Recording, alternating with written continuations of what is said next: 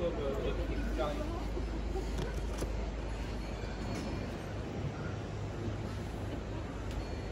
j'ai pris les deux. J'ai pris les deux.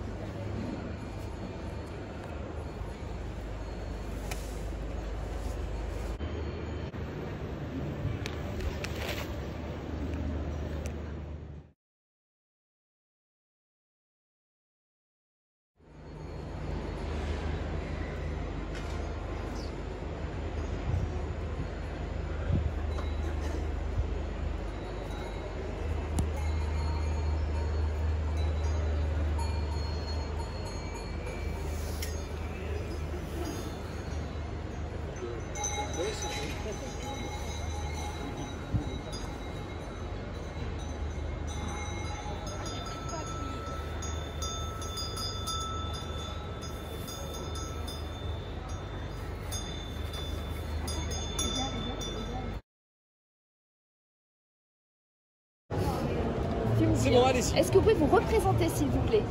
Alors, Constant Lecoeur, secrétaire perpétuel de l'Académie d'agriculture de France. Alors, voilà, secrétaire perpétuel, c'est un grand mot, hein, mais souvent, quand on dit une académie, il y a ce secrétaire perpétuel.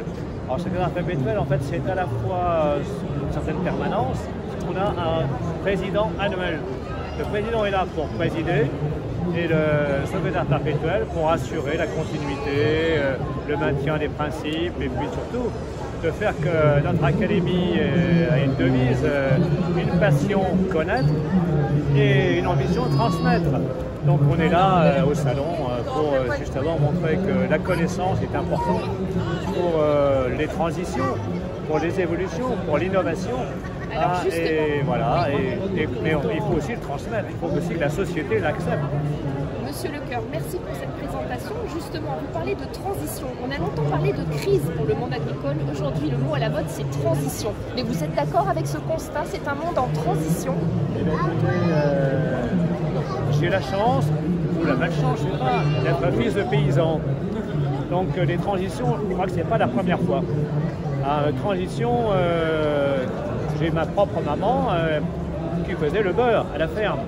Les premières transitions, ça a été que le beurre, on a ramassé la crème, le beurre se faisait ailleurs, et puis ensuite le lait a été écrémé, on a apporté le lait écrémé qui a été desséché pour les petits veaux, pour la poudre de lait, et puis finalement on est devenu producteur de lait, producteur de matières premières, donc c'était déjà une transition. Les autres transitions, c'était aussi tout ce qu'on a connu sur l'agrochimie. Quand on voit ce qu'étaient les produits phytosanitaires à une période, donc c'était une autre transition. C'est comment mon grand-père faisait la jachère, comment cultiver les sols pour éviter les mauvaises herbes, comment faire des couverts végétaux sous les blés, sous les orges, de manière à couvrir le sol. Alors qu'aujourd'hui, on a encore connu une autre transition, c'est la micro-informatique. C'était une autre transition. En 83-84, il n'y avait pas vraiment de logiciel agricole. J'ai été un des premiers à former sur ces problèmes d'innovation, l'utilisation des micro-ordinateurs. Si je vous disais que le premier micro-ordinateur que j'ai eu avait 64 K de mémoire centrale, avec des disquettes de 256 K. Aujourd'hui, on parle de mégas, de gigas. Vous voyez que les transitions, aujourd'hui, on est dans le monde des données. C'était une grande transition. Aujourd'hui, à quoi sont confrontés les agriculteurs? C'est qu'on sait que quand on regarde la nature, quand on regarde l'eau, quand on regarde les sols, quand on regarde l'air, on se dit attention, on est dans le réchauffement climatique. Donc comment avoir chacun sa part pour faire qu'on réduise les réchauffements climatiques. En même temps, comment le sol est un élément vivant. Comment cet élément vivant, on a intérêt à l'entretenir. On parle d'agriculture de conservation, on parle d'agriculture régénérative. Donc c'est des mots qui sont maintenant devenus courants. Et c'est pourquoi aujourd'hui, on se réinvente une manière de mieux comprendre le cycle dans le sol, les symbioses entre les plantes, comment reprendre ce qui est du domaine de vivant tout en le respectant. Et aussi, on sait qu'on est interrogé par la société sur l'acceptabilité. On ne fait plus faire n'importe quoi, c'est pas n'importe quoi, mais utiliser des procédures qui aujourd'hui, quand on les décrit, elles remettent en cause nos pratiques. Alors, justement, si je vous dis biotechnologie, qu'est-ce que vous me dites? Les sciences du vivant, c'est une solution? Alors, biotechnologie, alors c'est vrai qu'aujourd'hui, on a des mots qui sont des mots, j'allais dire, valises. On parle de biotechnologie, on parle de sciences du vivant, on parle de comment, à partir du gène, notamment, faire que la plante soit plus résistante à la sécheresse, plus résistante aux maladies, qu'elle soit aussi encore productive. Donc sciences du vivant, biotechnologie, on sait qu'aujourd'hui, ça fait partie comme on a une évolution rapide et qui doit être une transition acceptée par les agriculteurs, acceptée par la société. C'est comment on a des plantes qui sont à la fois respectueuses de l'environnement dans leur pratique, respectueuses de la santé pour les humains et respectueuses aussi de la biodiversité par rapport à l'environnement. Donc c'est cet ensemble-là, donc pour moi, oui, ça parle, biotechnologie, ça parle. Eh bien, écoutez, je vais terminer quand même. Allez, Léonard de Vinci, vous connaissez? Voilà, Léonard de Vinci, il avait une phrase que je trouve superbe. Observe la nature, là est la solution. Très heureux de vous accueillir sur le stand d'INRAE pour un moment de rencontre et de débat avec l'Académie d'agriculture autour d'un très beau sujet qui peut paraître parfois rebattu, mais vous le verrez, qui est vraiment tout à fait d'actualité, les relations entre la science et la société. Alors je voudrais tout d'abord remercier l'Académie d'agriculture, sa présidente Marie-Françoise Chevalier, son secrétaire perpétuel, et Tristan Lecoeur, qui nous ont proposé cette démarche en commun et qui sont là avec nous aujourd'hui avec un certain nombre d'intervenants. Alors la thématique sciences et société, je disais, elle peut paraître déjà ancienne et elle est pourtant terriblement d'actualité. Elle est dans l'actualité du débat public, de la société. On en a évidemment beaucoup parlé pendant la pandémie de la Covid avec un appel à la science, une attente vers la recherche, des débats controversés, y compris au sein de la communauté médicale, et finalement ce sentiment que les citoyens étaient un peu en attente de paroles scientifiques. On est dans une actualité au Salon de l'agriculture qui est marquée aussi par beaucoup de sujets qui font appel à la science, que ce soit l'adaptation au changement climatique, les questions de sécurité sanitaire, les questions d'environnement, de l'eau, des produits phytosanitaires. Et donc, comme on est dans un moment aussi où les débats publics se font souvent sur les réseaux sociaux dans des formats très courts et dans des temps très courts, le temps de la recherche, vous savez, vous qui êtes ici par nature plus long. Et donc, comment on peut faire mieux se comprendre et se rencontrer les débats publics, les débats sociétaux, les questions, les attentes des parties prenantes, des professionnels, y compris de l'agriculture, avec le temps de la recherche. C'est un sujet qui n'est pas simple en soi. Et c'est bien que l'Académie d'agriculture ait choisi de l'inscrire dans votre feuille de route comme une de vos priorités. Marie-Françoise, tu pourrais dire pourquoi et comment l'Académie s'en est saisie. C'est important pour INRAE, enfin, dans notre agenda INRAE 2030, qui est dédié à la recherche et aux grandes transitions, à l'accompagnement des professions et des secteurs agricoles, alimentaires, forestiers notamment, d'avoir une attitude engagée sur l'ouverture du dialogue avec la société.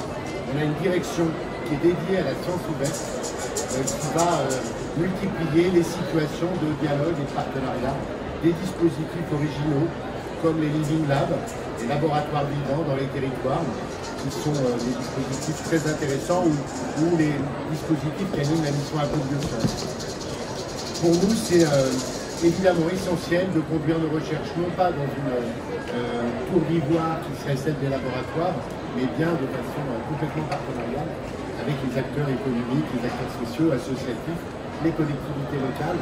et même dans certains cas des citoyens qui peuvent s'engager dans des démarches de recherche participative.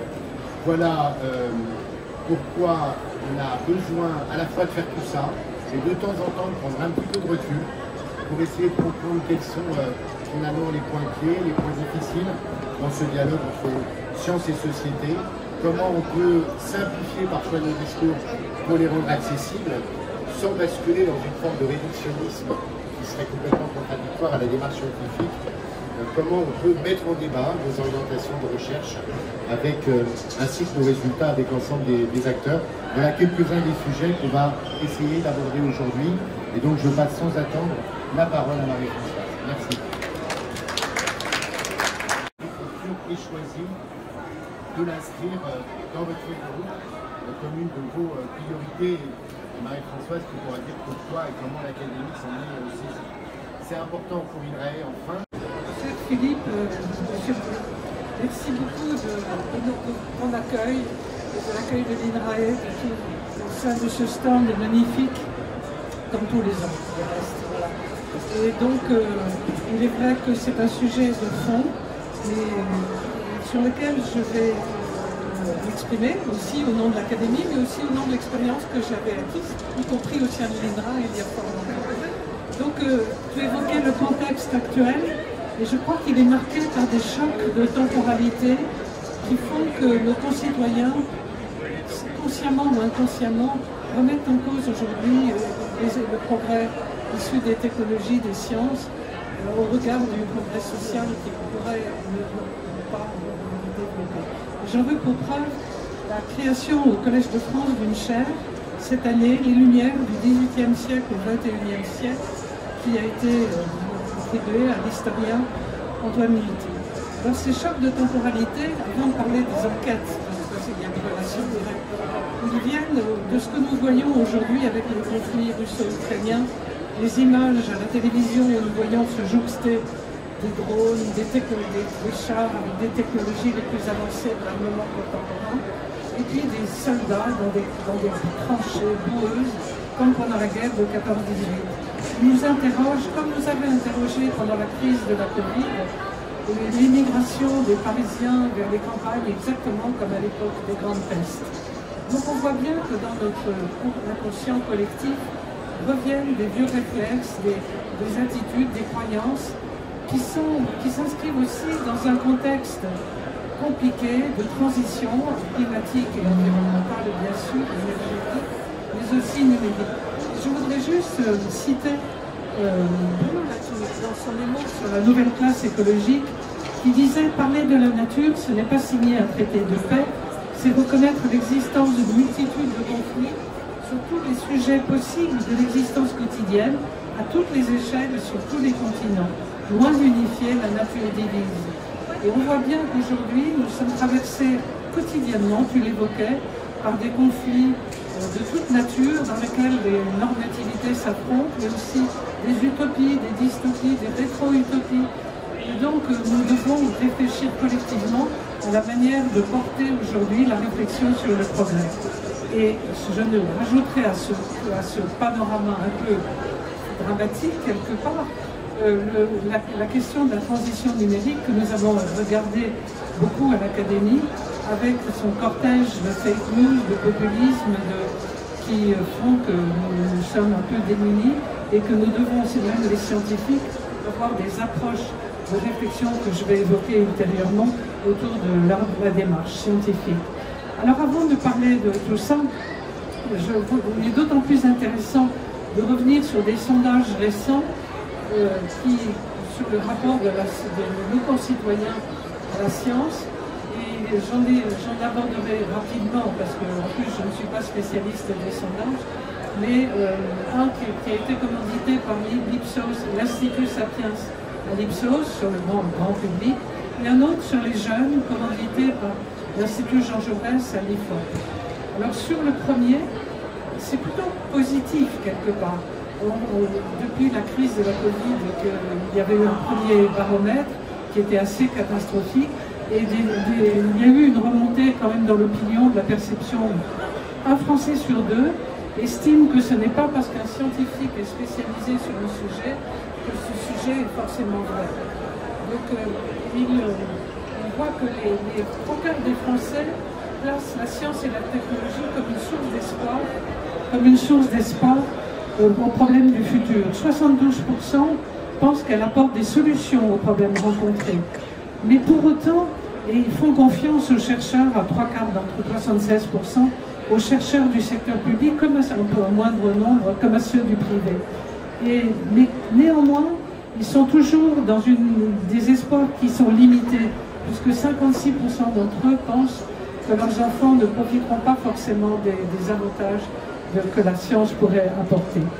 Alors, pour ce faire, ils sont d'accord pour encourager les recherches dans tous les domaines. C'est assez incroyable.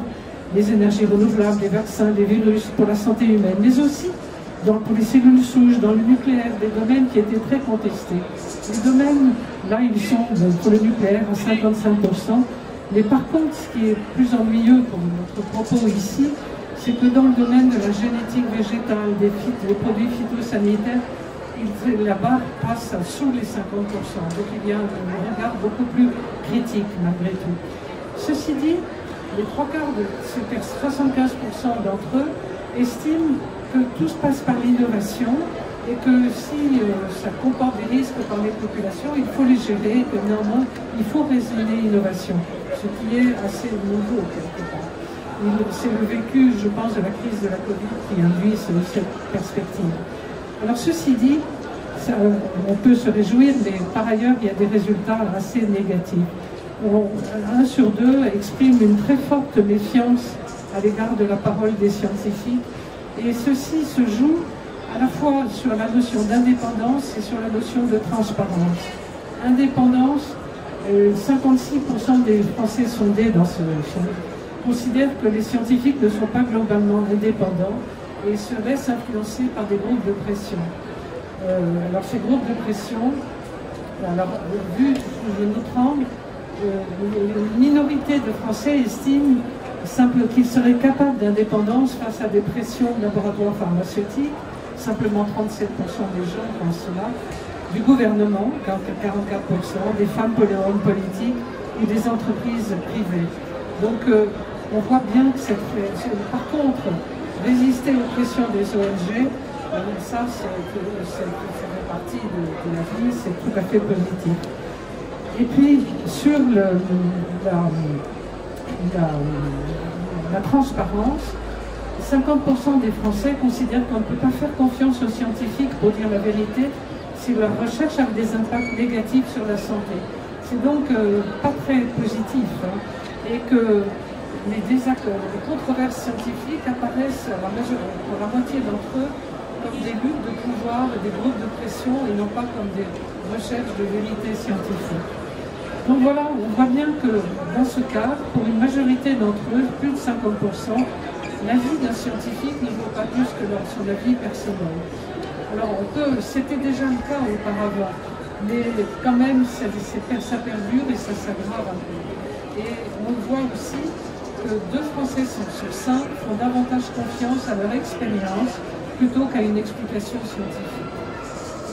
Donc dans ce cadre, bien évidemment, ils considèrent que la relation avec la recherche privée est tout à fait plébiscitée, 85% d'entre eux, mais en même temps, ils considèrent que ceci peut être une source de pression sur les choix des sujets scientifiques, sur les domaines privilégiés au détriment d'autres, et 75% considèrent que les scientifiques risquent d'être soumis à des pressions qui vont à l'encontre de l'intérêt général.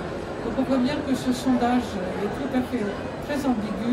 On est dans une situation que je qualifierais de métastable, avec à la fois des dimensions positives, constructives et des dimensions extrêmement critiques. Et pour rajouter au tableau, je me suis plongée sur les résultats d'un sondage tout à fait différent, commandité par l'Institut Jean Jaurès avec l'IFOP cette fois-ci, sur les jeunes de 11 à 24 ans, sur l'enquête Génération TikTok, Génération TokTok. Enquête sur la mésinformation des jeunes et leur rapport à la science et au paranormal à l'heure des réseaux sociaux. Alors le jeu, je n'en dirai que 2 mots. parce que ça corrobore un peu ce que les adultes, les caricaturant, ce que j'ai dit et ce que le premier sondage montre. La posture des jeunes à l'égard de la science s'avère de plus en plus critique. Il y a 50 ans, 55% d'entre eux, en 1972, ça remonte au calendrier, mais néanmoins, ils considéraient que la science apportait à l'homme plus de bien que de mal. C'était à l'époque des sondages que le ministère de la Recherche faisait aussi avec le CNECOF et avec d'autres instituts. Et aujourd'hui, c'est 33% qui estiment simplement que la science peut apporter du bien à la société. Cette vision critique, c'est sortie d'adhésion à des théories qui relèvent de la croyance créationniste, platiste, je les cite partout parce que les extraterrestres, la théorie du moon rocks, du canular lunaire, enfin, le bruit, et on voit bien que dans cette perméabilité des jeunes à cet imaginaire complotiste a été mis en relation dans cette étude avec leur usage des réseaux sociaux ou des moteurs de recherche comme TikTok. Et c'est vrai qu'il y a une corrélation, manifestement, et comme les adultes, quelque part, les jeunes ne croient absolument plus dans l'information verticale, donc nos malheureux enseignants ont du mal, des soucis à se faire. L'information verticale n'est pas plébiscitée du tout, et c'est l'information horizontale, avec les réseaux, via les réseaux sociaux. Et plus un influenceur a de clients, si je peux dire, plus il est considéré comme crédible. Alors, comme vous le savez, la vérité scientifique ne sort pas d'un consensus social, et donc on peut se faire du souci un peu sur la capacité. Enfin voilà, ceci dit, bon, ces sondages nous ramènent à la réalité de ce que pensent nos concitoyens, et il faut qu'on réfléchisse plus loin. Alors donc, dans ce cadre, je reviens sur notre analyse à l'Académie. Dans ce contexte très perturbé, très source de conflit, nous avons une devise à l'Académie d'agriculture qui a été rappelée par notre secrétaire perpétuel, Constant Leclerc, depuis 1761, une passion connaître et une ambition transmettre. Cette devise est percutante, mais dans le cadre actuel, comment faut-il l'envisager? Je rappellerai donc, je vais évoquer 3 points. La question de la confiance, qui revient dans les sondages que j'ai évoqués. Confiance, méfiance, défiance, ces mots sont utilisés très souvent et l'Académie s'est plongée sur leur analyse. Puis je parlerai de l'approche éthique, qui me semble absolument être au cœur de la démarche qu'il faut adopter aujourd'hui pour faire face à ces défis informationnels. Et enfin, la question d'information. Alors sur la confiance, je ne sais pas si vous vous souvenez qu'un sondage IFOP, toujours en 2020, indiquait qu'un quart des Français croyaient que les scientifiques avaient créé le virus du SARS-CoV-2. Et le journal du Monde avait évoqué une vidéo complotiste qui circulait sur les réseaux sociaux, qui avait été retirée en mars de cette même année, évoquant la création du coronavirus par l'Institut Pasteur. Donc on voit jusqu'où la désinformation et les théories complotistes peuvent aller, et montre bien les ambiguïtés du rapport de la science avec la politique. Mais il pointe aussi du doigt la dimension des croyances dans nos sociétés. Et Nietzsche disait « Les convictions sont des ennemis de la vérité plus dangereux que les mensonges ». Et nous avons bien vu autour de l'hydroxychloroquine comment ceci se joue. Alors l'Académie a des philosophes en son sein, auxquels je vais faire beaucoup référence, parce que la philosophie, c'est une démarche que vous connaissez aussi, bien sûr, et qui nous permet aussi d'éloigner les émotions de l'analyse critique. Et donc, je citerai Heinz Wiesmann qui nous avait recadré les critères de la confiance. La confiance ne peut se considérer que dans son rapport à la vérité. Eh bien, et elle met en jeu 3 catégories de valeurs différentes. La valeur, la sincérité et l'authenticité, la justesse d'une décision d'action et sa conformité aux normes, et l'exactitude du constat d'un fait. Alors, vous voyez bien que la démarche scientifique se situe dans l'exactitude du constat d'un fait. La démarche de l'expert se situe pour gérer la confiance. La démarche de l'expert se situe dans la justesse d'une décision d'action et sa conformité aux normes. Et la démarche d'information se situe dans le charisme, bien sûr dans la véracité, mais dans la sincérité et l'authenticité du charisme de son émetteur. Et on sait que quand on a un doute, quand on confie l'intérêt dans le scientifique, comme le journaliste, comme le politique, la confiance n'est plus de rendez-vous. Si on réfléchit à ces 3 guidelines, on peut avancer dans cette réflexion sur la gestion de la confiance. Mais la confiance, c'est un autre philosophe qui nous l'avait développé, Claude Debrue, c'est aussi une dimension relationnelle. Les sciences humaines et sociales le montrent.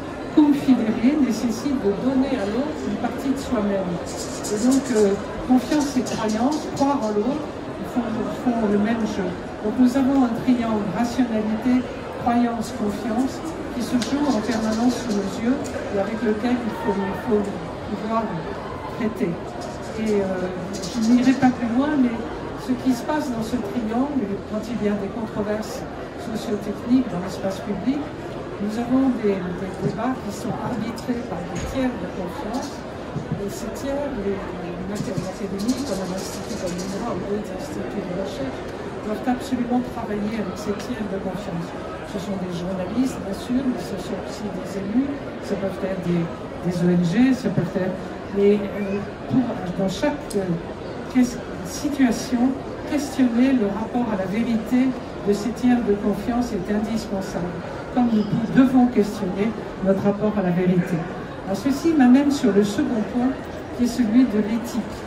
J'ai beaucoup insisté quand j'ai pris la présidence de cette compagnie sur le rôle de l'éthique, et l'INRA le connaît bien sûr, puisqu'avec son comité d'éthique, la création duquel j'ai contribué dans ce même salon, le jour où nous avions lancé, propulsé dans l'environnement du salon de l'agriculture la vache René Marguerite, qui avait suscité un tollé parmi les professionnels. Nous avions compris ce jour-là que nous avions fait une faute de démarche réelle avec le président Guy Pailletin de l'époque, et la création du comité d'éthique s'en est suivi dans les jours qui ont suivi, qui sont dans l'instant même.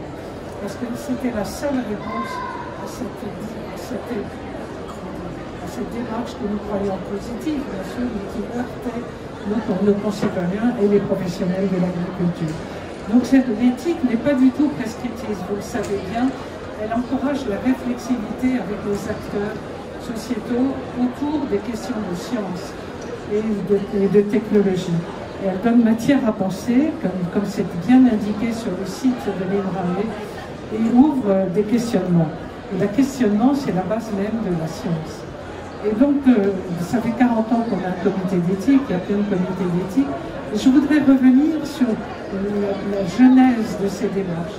C'est toujours notre ami philosophe Alex Wiesmann qui l'avait développé dans des séances de l'Académie, notamment dans la dernière que j'ai organisée sur la science entre délibération sociale et décision politique, quel débat pour l'expertise. L'éthique de l'expertise. Comment s'est-elle développée? Avant la guerre de 14-18, il n'y avait qu'une éthique des convictions, une éthique religieuse, une éthique morale. C'est Max Weber, dans 2 conférences célèbres dans l'après-guerre, qui était heurté, comme nous le sommes aujourd'hui, par la vision des champs de bataille et la vision du progrès technologique. En l'occurrence, à l'époque, j'ai retrouvé des photos dans les archives familiales des jeunes morts à Verdun, qui prenaient des photos qui étaient dans les tranchées, c'était la mitrailleuse. Et donc la mitrailleuse était l'essence même de la technologie de l'époque, et Max Weber a demandé, a démontré, a écrit dans des conférences célèbres en 17, de développer l'éthique de la responsabilité. Donc réfléchir sur la distinction qu'on introduit sur les actes, sur notre responsabilité, et il introduit notamment la distinction entre la méthode ou la profession et la finalité, et ceci dans les domaines scientifiques comme dans la politique. Il y avait 2 conférences, une sur la science et l'autre sur la politique. Donc nous vivons aujourd'hui toujours dans ce registre de l'éthique de la responsabilité. Mais s'y rajouter une autre dimension par Jürgen Habermas, qui propose, lui, l'éthique du discours en complément de la démarche de responsabilité, et qui redonne force à l'aspect civique de l'examen contradictoire des raisons qui sont invoquées pour légitimer des décisions d'action. Et ce débat d'idées, l'argumentation, retrouvent alors toute leur place. Et c'est ça qui aujourd'hui nous conduit doit nous conduire beaucoup plus. Habermas avait aussi développé quelque chose que l'Académie nous remettons en chantier, c'est la notion de l'intérêt. Quel est l'intérêt que nous portons à ce que nous faisons? Bien évidemment, un chercheur vous dira c'est l'intérêt pour la connaissance, pour l'objet, mais il y a aussi l'intérêt pour la méthode. Donc, un industriel, une ONG, on porte des intérêts différents.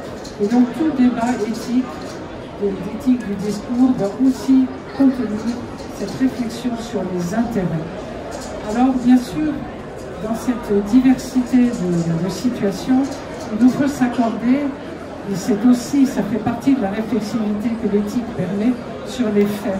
Mettre en commun des faits, les faits n'appartiennent pas qu'à la science, ils appartiennent aussi aux acteurs sociétaux. Et donc cette mise en commun des faits, cette réflexion sur les intérêts et sur l'expertise doit conduire notre propos. Je vois que je prends le dernier point, j'essaie d'abréger parce que je vois que je suis un peu long, c'est que c'est l'information. L'Académie est extrêmement, nous venons de citer un accord de coopération avec Adrium, est totalement investi dans la transmission de l'information. Et il faut bien se souvenir que l'information accompagne la démarche scientifique dans toutes ses phases. Et donc la gestion de l'information est fondamentale. Elle est à la base, bien sûr, de l'éducation, de la médiatisation, de la vulgarisation. Et donc je n'insisterai pas beaucoup parce que nous en reparlerons dans les débats qui vont suivre. Mais ceci a deux conséquences.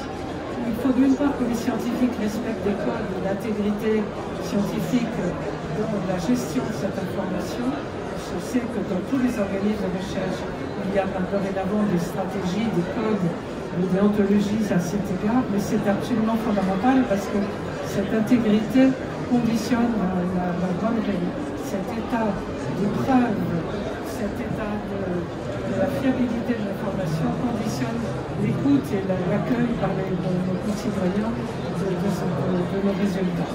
Et puis en même temps, l'Académie nous demande de plus en plus, et il y a une attente dans la société, de parler des savoir-faire, des technologies, de ce qui va permettre de résoudre les problèmes à venir, et pas simplement de grands résultats scientifiques.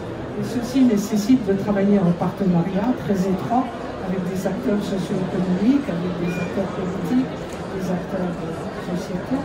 Et donc, on renforce la nécessité de cette démarche éthique partagée avec eux. Alors pour conclure, je voudrais citer deux choses. D'une part, Platon dans les lois. Il y a deux choses auxquelles nous devons donner tous nos soins. L'une est de nous rendre à l'avenir le plus confiant possible, l'autre est de nous rendre le plus craintif possible. Et puis une autre citation, un peu tout à fait différente, de notre ami et confrère Claude Debrue, sur la biologie cette fois-ci, ce qui n'a rien à voir. Nous avons toujours besoin de relations innovantes pour dépasser les dilemmes éthiques. Il n'y a jamais une seule voie, mais plusieurs, surtout en biologie. C'est pourquoi il faut laisser la porte ouverte et ne pas clore la discussion. Voilà, sur cette parole de notre confrère Claude, je vais céder la parole à Christian Olivier. Merci.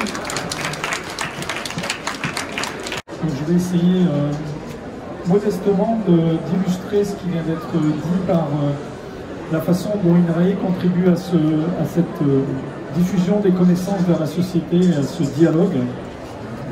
En gros, on y contribue dans trois dimensions différentes que Françoise Malek qui vient d'être expliquée. C'est diffuser, donc une forme de logique de push.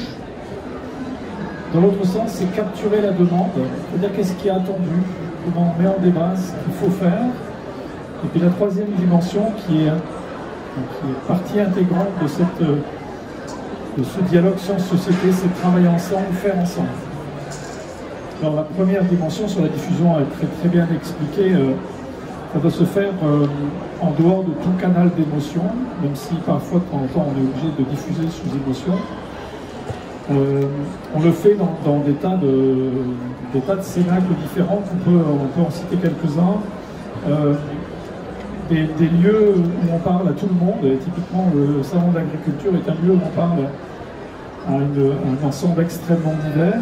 Il y a des supports qui permettent de... Et puis le site web que Sandrine et ses équipes pilotes permet de parler à tout le monde et de parler après à des publics privilégiés.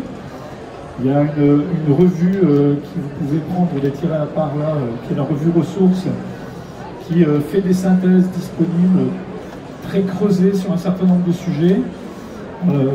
Aliette en est la grande patronne. Il y a d'autres lieux de diffusion, c'est les contributions d'Inrae à l'Académie, aux différentes séances de l'Académie d'agriculture, et Constant en est témoin. Et après, on a des diffusions vers des publics plus ciblés à l'agriculture, enfin, notre public direct de nos clients, c'est typiquement les carrefours de l'innovation agronomique, aujourd'hui sous l'autorité de Philippe. Et en fait, quand on parle très souvent et de façon un peu étrange du dialogue sens-société, on décarte le transfert vers le monde agricole, comme si le monde agricole n'était plus partie intégrante de la société, ce qui est une forme qui est extrêmement étrange, et pourtant ça fait partie intégrante de ça. Et on a aujourd'hui, il y a un défi considérable de transfert vers le monde agricole. On a à ce titre-là créé une cellule, ce qu'on appelle recherche, innovation, transfert, avec la PCA, avec les instituts techniques, donc la recherche appliquée et le développement, autour de cette obligation que l'on a de traduire en instruments, en éléments appropriables ce qu'est le résultat de la recherche. Donc, quels sont les résultats actionnables de la recherche? Donc, on a une grande série d'éléments de diffusion avec le défi que l'on a, qui est de parler de la diversité des questions et ne pas parler que du sujet qui a fait la une du 20h de TF1 la veille. Et donc, comment on alimente ça? C'est un vrai défi, ça consomme de l'énergie, ça consomme des temps. Mais après tout, ça, on sait faire depuis longtemps. Deuxième point qui est plus délicat, et que Marie-Françoise a bien expliqué, c'est la question de la capture de la demande et de la mise en débat de la demande. Où sont les instances où on traite de ça? Alors, ça fait partie intégrante de la construction d'un document d'orientation quand on fait INRAE 2030. Et en fait, on voit bien que les lieux de capture de la demande, de traduction de la demande en question de recherche font l'objet d'un processus extrêmement long, avec beaucoup de mise en débat en interne. C'est là qu'on voit que les chercheurs sont aussi des citoyens et des acteurs. Et en fait, quand ils sont citoyens et qu'ils reviennent au bureau, ils ramènent toute la société dans laquelle ils sont. C'est des instances dédiées à ça. La mission agrobiosciences est un lieu de capture de la demande parce que les mises en débat qui sont faites permettent de faire remonter autant d'interrogations. Il y a énormément d'autres lieux où c'est discuté, et dans les questions qui viennent d'être présentées sur le lien à la puissance publique, en fait, où parfois effectivement on dit mais la distance elle est plus assez grande, en fait, est-ce qu'il y a des endroits où ça se fait? Moi, dans un des lieux que j'ai l'occasion de fréquenter souvent, qui fait ça, je trouve très bien, c'est le comité technique permanent de la sélection, où parce que les opérateurs ont l'habitude de travailler ensemble, ils arrivent à identifier ce vers quoi il faut aller, donc une demande pour demain. Et en fait, le point qui est central derrière cette capture de la demande, c'est l'obligation d'anticipation. C'est-à-dire pour quelque chose dont vous avez besoin aujourd'hui, eh bien c'est trop tard. La recherche ne peut pas faire, il fallait le demander il y a 10 ans ou 15 ans. Et donc cette démarche d'anticipation, et donc la diachronie qui est attachée à ça, en fait, est une vraie difficulté que l'on a. Il faut qu'on l'accepte comme étant une difficulté et qu'on la traite en tant que telle. Donc ça, c'est le deuxième point. Et le troisième point que je vais développer davantage, même si je risque de déraper dans le temps, mais c'est comment on fait pour travailler ensemble, donc entre la société et la science. Et je vais intégrer là-dedans, évidemment, les partenaires premiers que sont, en tout cas pour la DS Agriculture, le monde agricole. En fait, on a au sein d'INRAE 3 grands dispositifs qui tournent autour de ça. Donc c'est le dispositif de science ouverte, et en gros avec une direction totalement spécialisée là-dessus. On traite de ces questions, comment on est ouvert sur la société. Il y a une des dimensions qui est directement reliée à ça, qui est les données ouvertes. Alors vous allez dire c'est un point de détail, mais en fait tout ce qu'il faut réussir à mettre en avant pour qu'une donnée devienne ouverte est absolument considérable par le corpus d'hypothèses qui est derrière. C'est-à-dire que pour qu'une donnée soit ouverte, ça rejoint ce qui était dit avant, c'est en fait le fait qu'il faut qu'elle soit fiable, qu'on ait une transparence sur la façon dont elle a été produite. Et le fait qu'une donnée devienne ouverte fait a priori l'hypothèse qu'on fait confiance à celui qui va l'utiliser. pas toujours si évident que ça, objectivement. Et on voit bien qu'à des endroits, en fait, les données ne sont pas ouvertes parce qu'il y a a priori une défiance sur l'usage qui va en être fait.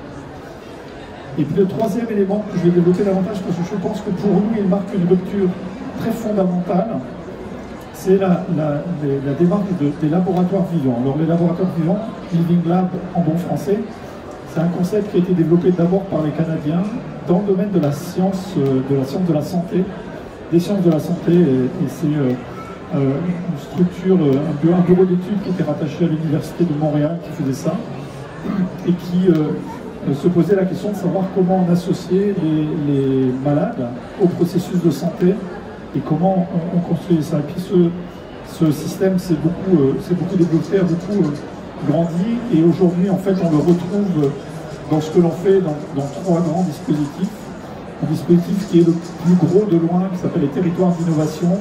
On est impliqué dans 8 territoires d'innovation sur les 24 qui existent, tous domaines confondus en France, avec des territoires d'innovation comme le LIT Ouest Terrel autour du bien-être animal, Vitirel autour de la sortie des pesticides en viticulture, Dijon Alimentation Durable autour de transition dans la production, dans la consommation sur une métropole comme Dijon. On en a aussi sur la qualité de l'eau, donc en Bretagne, les forêts dans le Grand Est, la transition digitale en Occitanie, enfin bref, il y en a un certain nombre.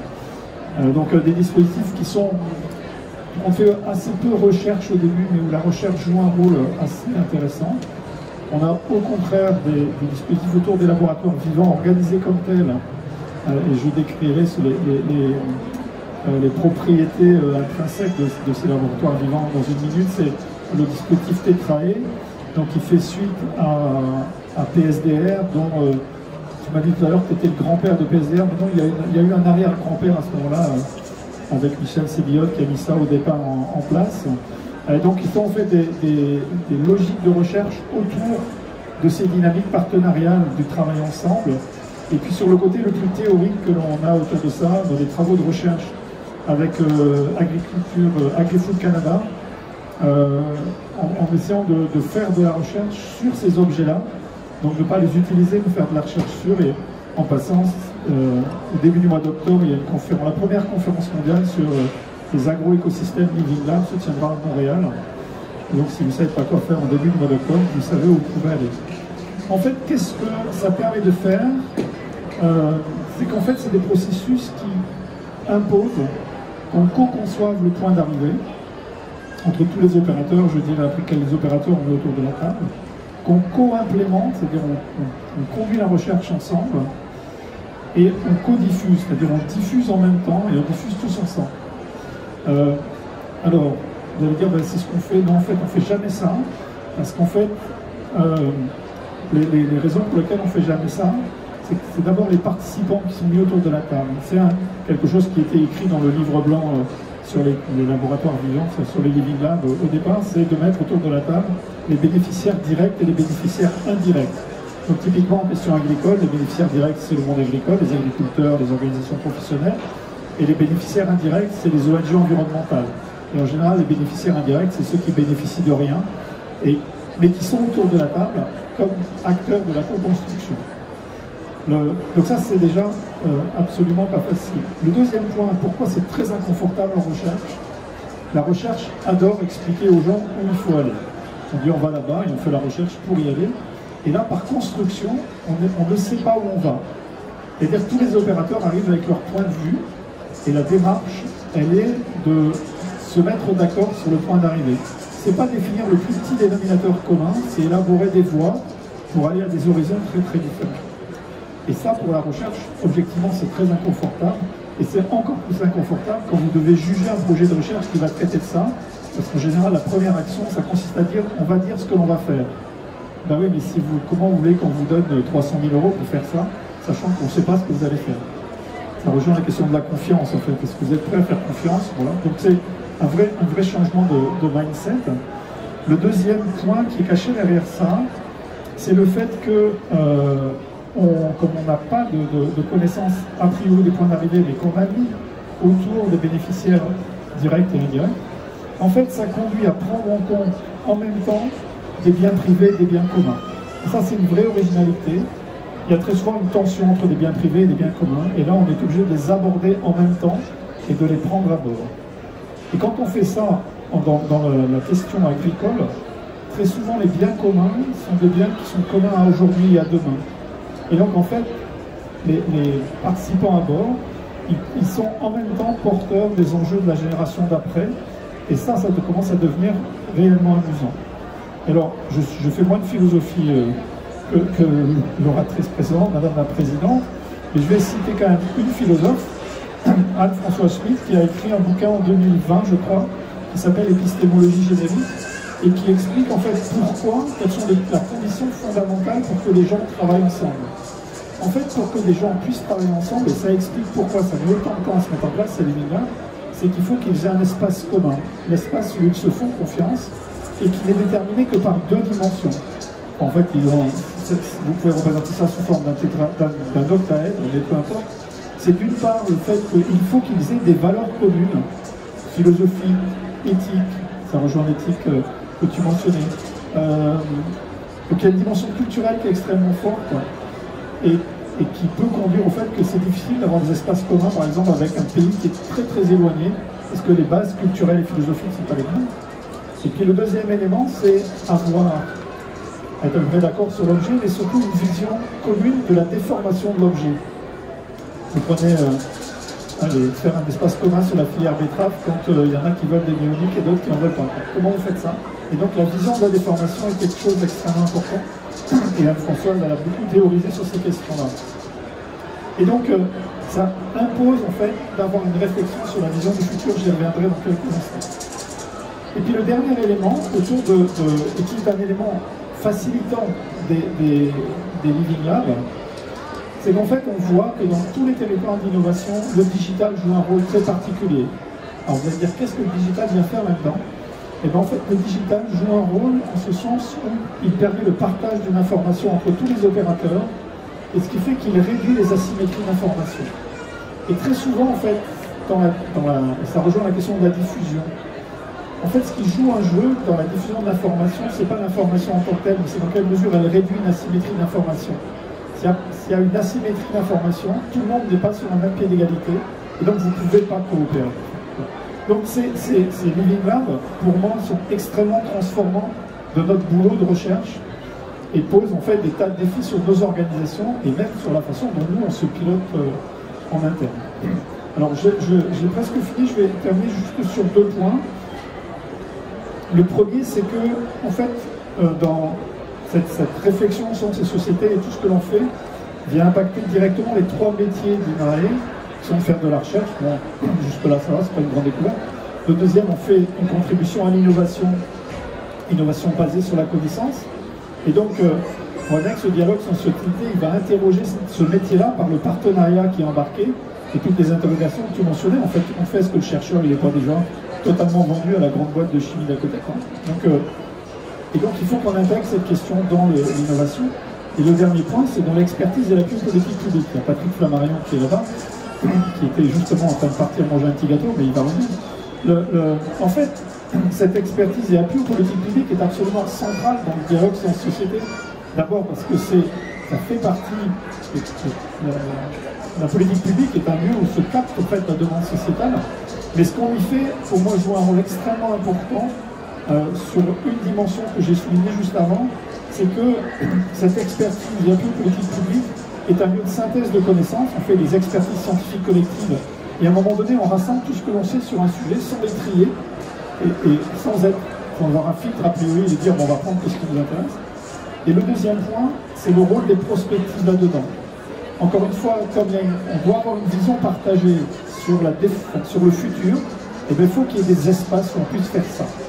Et ce n'est pas quelque chose de si simple que ça, il n'y en a pas tant d'endroits que ça. Et puis pour finir, même si la recherche est un acteur parmi d'autres, c'est une recherche, la recherche a un devoir particulier. Elle a un devoir particulier à deux titres. Et tu l'as très bien dit, elle doit être garante à un moment de l'intégrité d'une connaissance. Et aussi garante de l'intégrité de ce qu'on ne connaît pas. Et donc, voilà. Et ça conduit, en fait, et ça sera mon dernier mot, c'est qu'en fait, ça confère un rôle particulier en tant que garant, mais en tant qu'obligation d'explorer des inconnus. Et c'est dans un espace où vous co-concevez avec d'autres, ben l'apport du chercheur, il est original et il doit se forcer à explorer des inconnus. Et ce point-là, il faut que nous, en recherche, on y tienne, mais dur, comme cela possible, parce que si on fait ce que tout le monde fait déjà, ben ça n'a aucun intérêt, il faut qu'on change de métier. Et en particulier sur le temps comme aujourd'hui, enfin sur les périodes que l'on vit, où les trajectoires ne sont pas linéaires, et comme je dis souvent, un temps où les dérivés secondes sont non nuls, ça confère une obligation et une responsabilité particulière à la recherche dans ce dialogue science-société. Voilà ce que je voulais vous dire, et je passe la parole à Constant. Merci à nos deux intervenants. Marie-Françoise, vous avez vu, avec la dimension confiance, connaissance, partage, mais surtout éthique. Et puis Christian, dans la démarche nouvelle, qui est comment ne plus être en couche, mais à l'écoute de la société et en même temps anticiper ce que les signes mineurs. Alors on va essayer avec quelques tiers de confiance. Dans les tiers de confiance, d'abord, je vais dire Nicole Ouvrard, parce que la presse, elle est souvent l'intermédiaire premier là, entre ceux qui produisent, ceux qui consomment, et toujours se dire, voilà, qu'est-ce qu'on va pouvoir dire, qu'est-ce qu'on peut dire qui est proche de la vérité. Nicole, donc asseyez-vous, on va faire la table ronde en table longue, donc vous allez vous asseoir. J'ai demandé aussi à Pascal Ebel, parce que j'ai parlé de consommateurs. Alors, on connaît les travaux de Pascal Ebel au CREDOC, mais aussi ce qu'elle a fait pour le CNA. Elle a encadré notamment un grand groupe du CNA pendant 1 an, donc une très grande connaisseur de ces problèmes de consommation. Et puis, on a quelqu'un qui va remplacer Gilbert Faury de l'association des professeurs de biologie-géologie, c'est Benoît Van den Rest, qui est adjoint à l'INSPEA, qui est un organisme de formation de l'enseignement agricole, qui est à Toulouse. Benoît va s'asseoir. Alors lui, je lui ai demandé que dans les tiers de confiance, il y a aussi les enseignants. Quel rôle les enseignants par rapport aux jeunes? Quand j'ai vu, j'ai entendu les résultats de Marie-Françoise tout à l'heure sur cette génération TikTok, Toc, j'ai retenu. Donc c'est comment ces enseignants, qui sont les passeurs de la science, réagissent. Et aussi André Thor, parce qu'André Thor, même s'il a eu un grand-père qui était sébillot, etc., va pouvoir nous parler de l'expérience avec 150 producteurs. Qu'est-ce que c'est l'écoute des producteurs, qui sont aussi des utilisateurs finaux, finalement, de la science et de l'innovation. Et puis, Philippe Kilmonbled, on croyait qu'il allait être bloqué à Tunis, mais il nous a rejoint. Il passe du climat de Tunis à celui du couloir des frimas parisiens. Donc on le voit couvert. Lui, il va nous parler surtout, comme il est très chargé des relations avec les réseaux sociaux, qu'est-ce qui se véhicule dans cette communication horizontale et non plus verticale, de rayons, de réseaux, des réseaux qui se coupent, etc. Alors, je vais demander d'abord à Nicole qu'elle puisse me dire, elle, la presse, finalement, comment elle prend ce qu'elle dit à la science. On a eu la Covid, on a aujourd'hui plein d'autres choses. Alors, Nicole, comment la presse, elle réagit par rapport à ce qu'elle entend de la science? Alors, la presse, comment elle réagit? Alors, bon, la presse, quand on dit la presse, c'est évidemment très divers. Comment la presse réagit? On voit d'une certaine façon que la presse n'est pas très différente du reste de la société d'une certaine façon. C'est-à-dire que tout à l'heure, vous évoquiez la remise en cause de l'information verticale. Et d'une certaine façon, l'information verticale, la presse fait partie de l'information verticale. On a la presse a des règles. Il y a une carte de presse, il y a le directeur de la publication qui est responsable du contenu de ce qu'écrivent les journalistes de son titre. Et d'une certaine façon, la presse subit une concurrence déloyale par rapport aux réseaux sociaux. Et parce que là, Jeff Bezos ou les autres n'ont pas du tout de responsabilité par rapport à ce qui est écrit. Et ça, il ne faut pas l'oublier. Enfin, là, il y a une vraie différence entre l'information qui est dans la presse et puis l'information qui est sur les réseaux sociaux. Et ensuite, à l'intérieur de la presse, on a une presse engagée pour certains titres et d'autres qui le sont moins.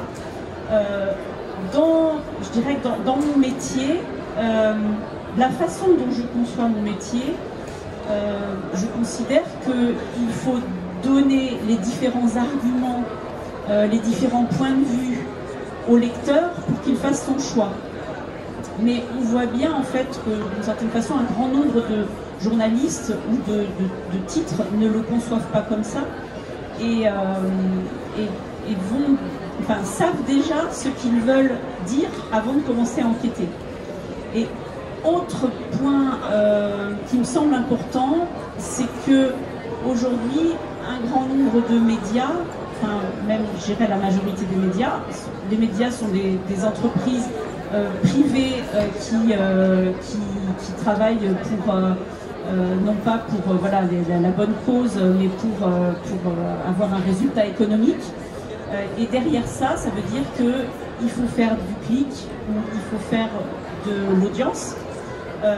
Et là aussi, ça a tendance à déformer l'information, à donner des focales, des prismes qui sont parfois dangereux. Moi, je me fais souvent la réflexion, je connais très bien le secteur de l'agriculture, je me fais souvent la réflexion quand je regarde certaines émissions de sujets que je ne connais pas, est-ce que je ne suis pas en train de me faire avoir? Parce que les sujets que je connais, je vois bien que souvent l'information est déformée. Et je ne peux pas m'en empêcher de me dire, mais là, est-ce que je ne suis pas en train d'absorber quelque chose, une information qui est très partiale. Voilà. Merci Nicole. Bon, on a vu comment la presse se situe. Alors, tout à l'heure, on parlait de la science, le temps long. La science, alors, la presse, c'est l'immédiateté. On parlait de la confiance. Quelquefois, il y a beaucoup de passion aussi dans ce que dit la presse. Alors, je vais donner maintenant la parole à Pascal Ebel au titre des consommateurs. Quel est l'écoute des consommateurs? On a vu se développer les Yucca, on a vu se développer une tendance à mieux comprendre qu'est-ce que la qualité d'un produit, qu'est-ce que la science apporte. Alors c'est vrai que sur ce sujet de la relation entre le citoyen et la science, il y a vraiment une première chose qui est que le Covid a quand même complètement bouleversé les choses. Le fait que les scientifiques soient très très présents dans les médias a complètement changé finalement la place de la science. Et la science a été renforcée. Donc les enquêtes montrent bien que finalement on attend que les politiques s'appuient sur la science. C'est ce qui a été fait avec ce comité scientifique pendant le Covid.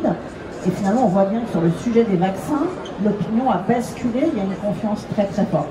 Donc c'est vraiment ce point-là qui finalement change les choses. Il faut essayer finalement de déconstruire tous les schémas qu'on a utilisés auparavant, de bien comprendre finalement ce qui a changé du côté de la société, ce qui a changé fondamentalement du point de vue de l'individu, c'est que l'individu demande aujourd'hui à maîtriser sa vie. Il ne veut plus que les institutions lui imposent ses choix. Il veut maîtriser sa vie, c'est ce qu'on a diffusé, ça fait 40 ans qu'on nous fait changer finalement de vision des choses, c'est la responsabilité de chacun, la santé de chacun. Donc il faut arriver à, évidemment, ne pas être du tout descendant. C'est que bien sûr, il faut complètement inverser les choses et co-construire, c'est-à-dire que ça vient des propres expériences de l'individu. La confiance se crée évidemment que du côté relationnel du plus proche. C'est le plus proche qui va vous convaincre et pas des informations qui sont descendantes. Le troisième point, il y a une étude du CNRS qui vient d'être mise en avant, c'est qu'il faut prendre en compte tout ce qui est extérieur, notamment la géopolitique. Il y a une étude du CNRS qui vient de montrer que les réseaux sociaux, il faut comprendre ce qui s'y passe. Et on a, avec la guerre en Ukraine, 2 fois plus, on a multiplié finalement les informations des faux comptes sur notamment le climato-scepticisme. On a 30% de Français qui sont climato-sceptiques, qui ne croient pas à l'action humaine sur le changement climatique. Et on a 2 fois plus d'informations Twitter sur ce sujet. Donc finalement, c'est bien en essayant de contrecarrer finalement ces faux comptes, donc en les effaçant, bien sûr que l'intelligence artificielle va détruire les faux comptes, mais il faut pouvoir faire le même type d'information. Et je crois que du côté de la science, on n'arrive pas à se remettre en question et de comprendre qu'en effet, il faut prendre la parole.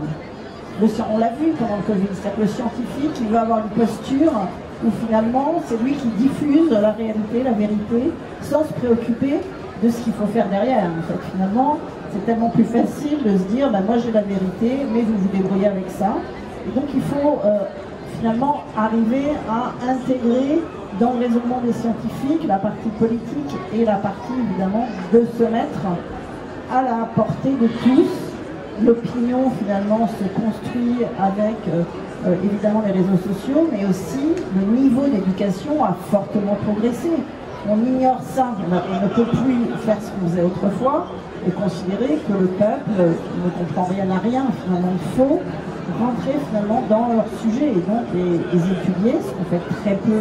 Quand on est du point de vue de l'agriculture, on se préoccupe, ça fait des années que j'observe ça, c'est-à-dire que jamais on ne prend en compte ce que va devenir le produit agricole, c'est-à-dire du point de vue du mangeur, et ça fait des années qu'on répète qu'il faut inverser les choses et commencer par évidemment comprendre le consommateur et quelles sont les questions qui se posent. Ce sont les plus éduqués qui sont les plus critiques vis-à-vis de la science sur les pesticides, et ça on n'arrête pas de le dire, mais il faut comprendre pourquoi en fait.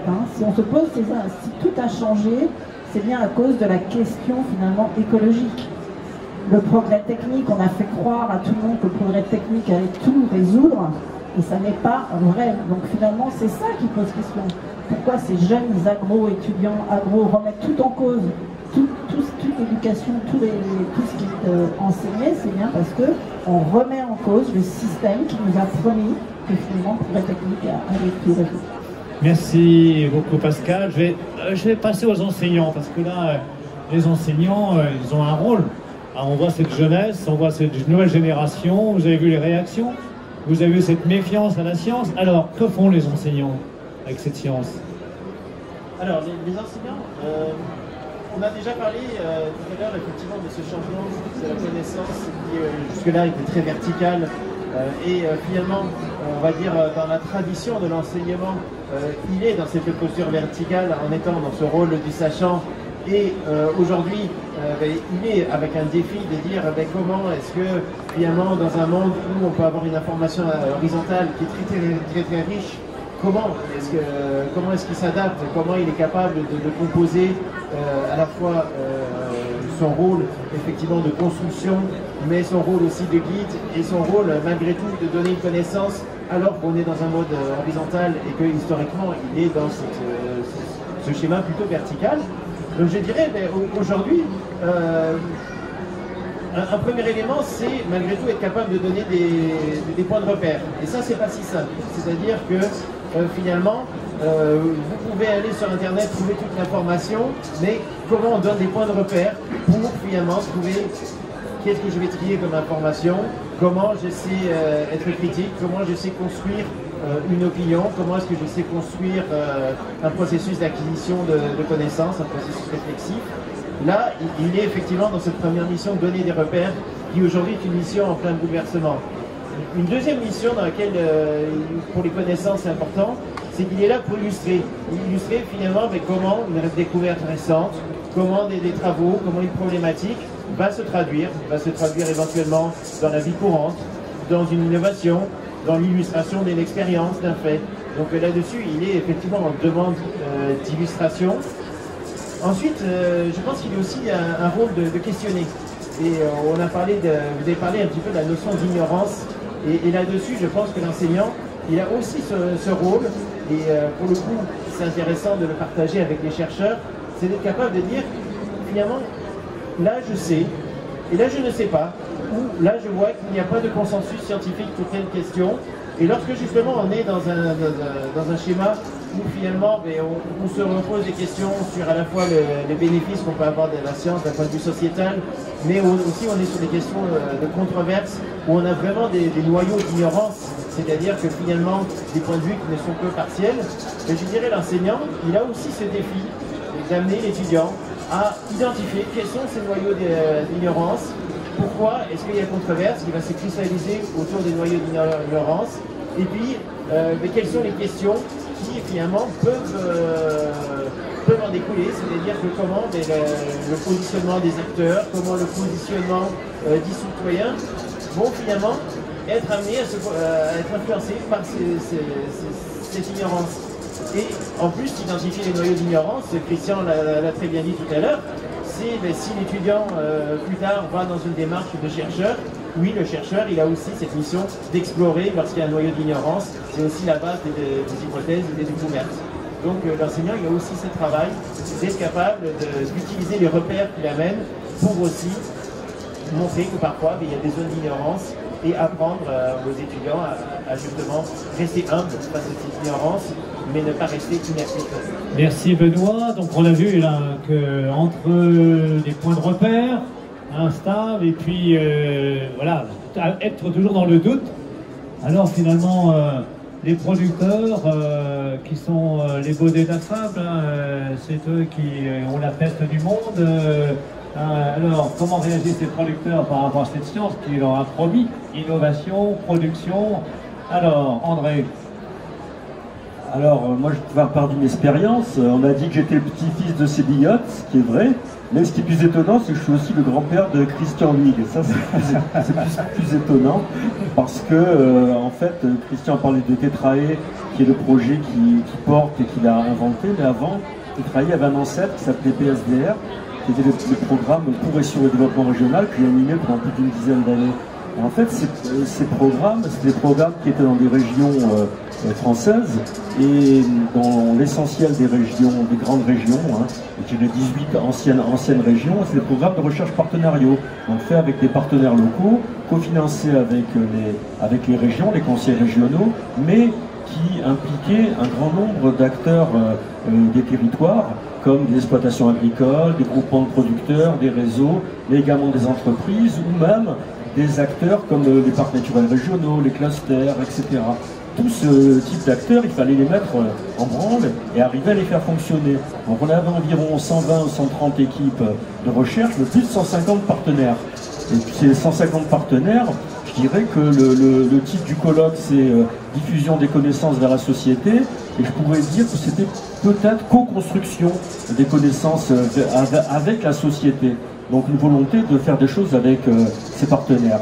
Et du coup, quand on voyait ce type de recherche se mettre en place, de co-construction avec la société, il y avait un certain nombre de problèmes qui se posaient. Alors, je ne vais pas tous les détailler, mais je pourrais en parler de deux ou trois.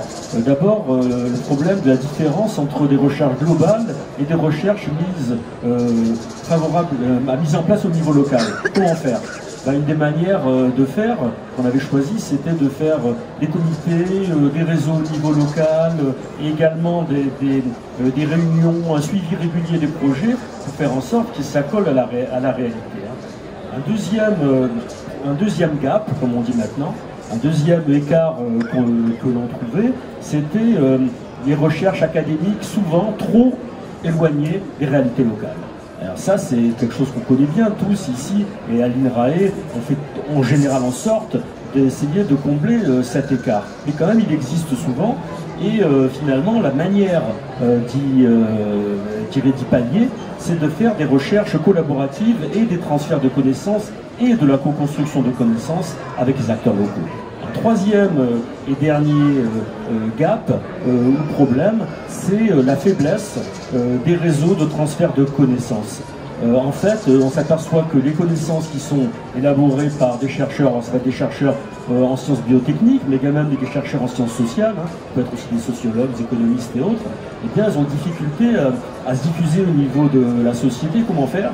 Une manière, c'est de s'appuyer sur des réseaux locaux ou sur des réseaux institutionnels. Par exemple, on a beaucoup travaillé avec le réseau rural, et ça, c'était un très bon endroit pour diffuser ces connaissances. Du coup, ça a amené un certain nombre de résultats. On a obtenu des résultats, par exemple, au niveau des problématiques de la transition agroécologique. Transition agroécologique, finalement, on s'aperçoit que la question de la transition agroécologique, c'était pas tellement de se dire qu'est-ce qui est bon d'un point de vue biophysique ou biologique, mais également, quand on raisonne avec des recherches de terrain, qu'est-ce qui est appropriable par les acteurs, qu'est-ce qu'ils peuvent mettre en œuvre et comment ça peut se passer, comment ils s'intègrent et comment ils s'impliquent dans ce type de réseau. Donc ça, c'est un premier type de résultat.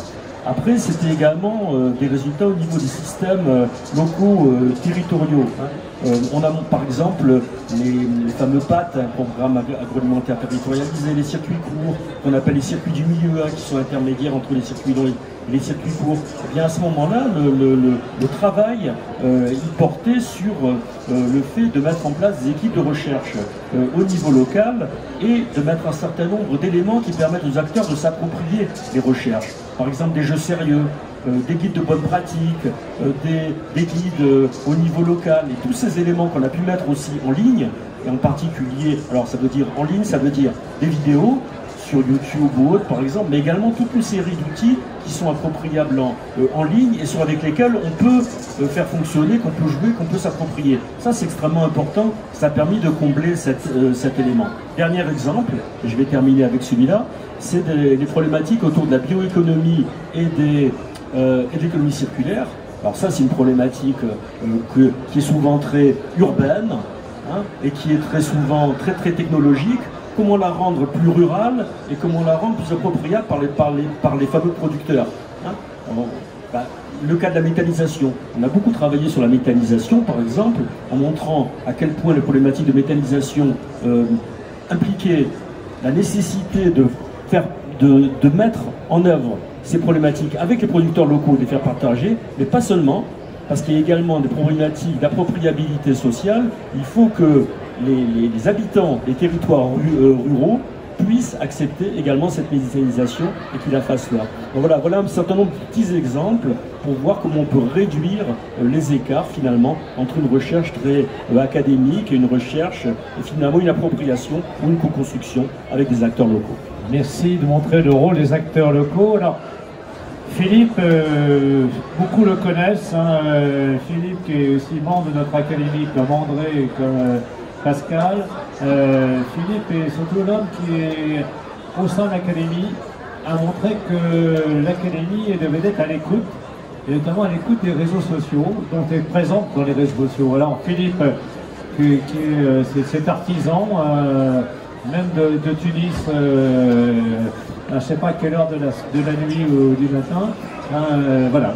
Dis-nous Philippe, voilà, comment, à travers ces réseaux sociaux, la science est perçue, comment tu perçois ce lien avec les réseaux sociaux? Déjà, j'aimerais juste... le micro près de la bouche. Près de la bouche, voilà. Je le pose sur mon menton. Donc, je voudrais d'abord un peu élargir, pas uniquement aux réseaux sociaux, parce qu'en fait, le grand défi de l'académie, si elle veut pouvoir dialoguer avec la société et diffuser de la connaissance, puisque c'est sur le fronton de l'académie, c'est éclairer la société et diffuser le savoir, et ben, il fallait qu'on utilise les canaux dans lesquels que la société utilise pour dialoguer et s'informer sur la science. Donc ça a été quand même un challenge et un défi qui a été entrepris il y a une dizaine d'années déjà, il faut le savoir, c'est quand même presque 10 ans qu'on a fait ce grand changement, puisqu'il fallait passer en fait de la séance publique du mercredi et de nos écrits papier à aller sur Internet, aller sur les réseaux sociaux comme tu le disais, mais aussi aller sur YouTube, aller faire de l'événementiel, venir dans les salons, avoir des partenariats, dialoguer avec la presse. Donc tout ça, c'est une grande métamorphose qu'il a fallu faire pour l'académie. Alors moi je dirais, bon, on a beaucoup capitalisé d'abord sur le site internet, on a essayé d'organiser pour avoir une visibilité un peu segmentée, donc on a mis en place une encyclopédie grand public qui est appréciée, et notamment appréciée de certains professeurs. Et puis on a une partie beaucoup plus, on va dire un peu plus scientifique, un peu plus de fond, avec nos notices et tout ce qui est nos écrits et nos travaux qui sont, eux, dans une partie un peu plus professionnelle. On a aussi donc essayé de dialoguer avec la presse et notamment en créant des prix. On a créé un prix de l'information scientifique justement pour essayer de donner un bonus aux journalistes qui dialoguaient à notre sens bien et faisaient passer des messages, comme tu le disais très justement, en écrivant pas un article, en ayant déjà l'idée préconçue de ce qu'ils allaient aller chercher. Donc ça, c'est quand même pas évident à trouver.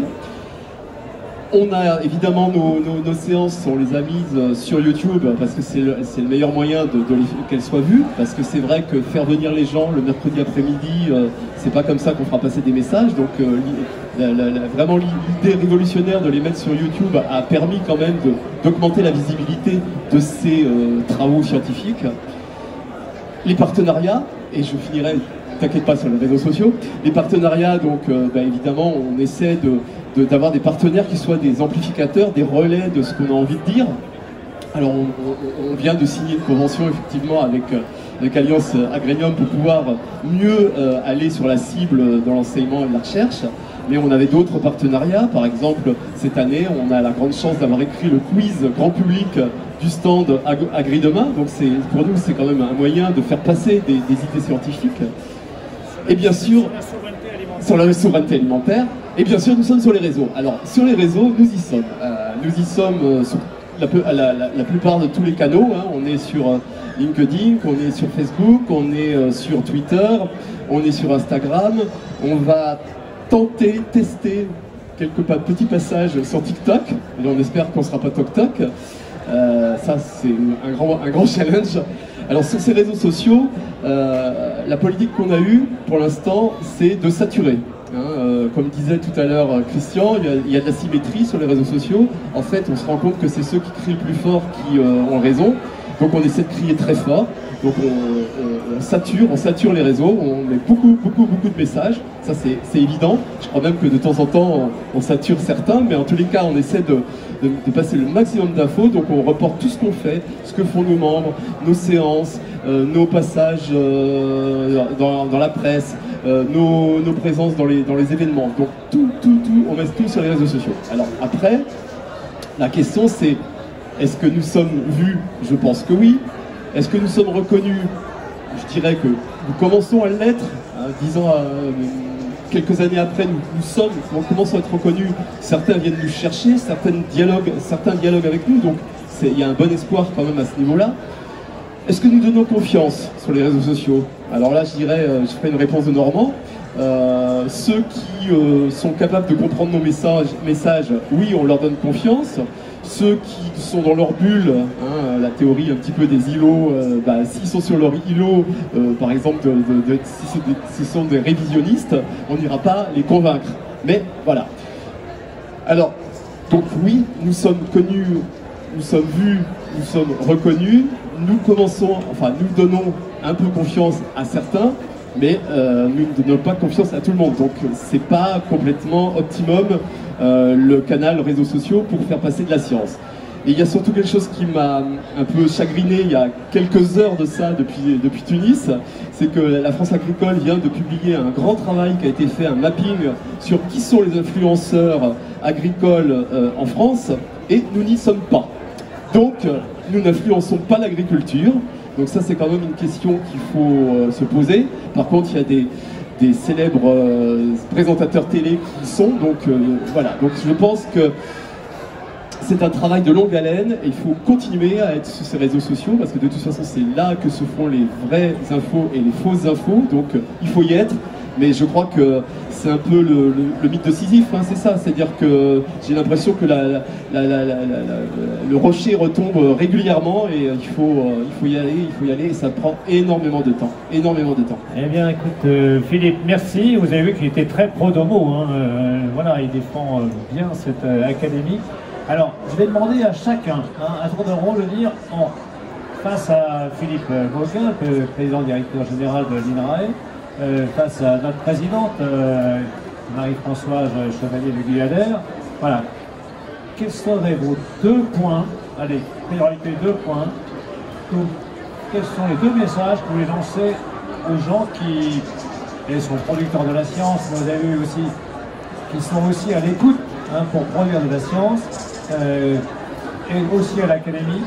Quels sont les 2 points que vous pensez qui sont essentiels dans les rapports sciences et société? Allez, Benoît, à toi. Alors, pour le premier point, je dirais, vous produisez de la science, vous êtes chercheur, essayez de trouver finalement un point où sur le terrain ça va se mobiliser. Pas forcément une application, mais comment est-ce que une tierce personne peut être concernée? Je pense, imaginez-le toujours, même si c'est distant, même si le chemin n'est pas direct, je pense que c'est toujours intéressant de se projeter vers un horizon qui est plus large que celui de la recherche. Ensuite, le deuxième point,